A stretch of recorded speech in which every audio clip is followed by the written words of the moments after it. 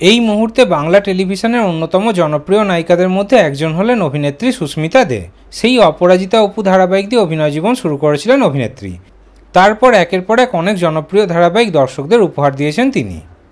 অপরাজিতা অপু ধারাবাহিকের পর তার পঞ্চমী ধারাবাহিকটিও কিন্তু দর্শকদের খুবই প্রিয় ছিল।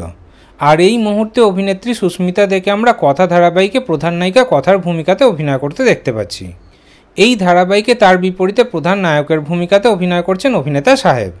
ধারাবাহিকটি তো দর্শকদের খুবই প্রিয়, আর ধারাবাহিকের কথা এবি জুটিকেও তো দর্শকরা খুবই ভালোবাসে।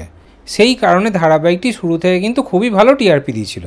মাঝে আবার ধারাবাহিকটি বেঙ্গল টপারও হয়েছিল। প্রতি সপ্তাহে এই ধারাবাহিকটি কিন্তু সেরা পাঁচেই থাকে। সম্প্রতি ধারাবাহিকের টিআরপিও সামান্য বেড়েছে, কিন্তু ধারাবাহিকটি এখন কোনো সপ্তাহে স্লট লিডার হতে পারছে না।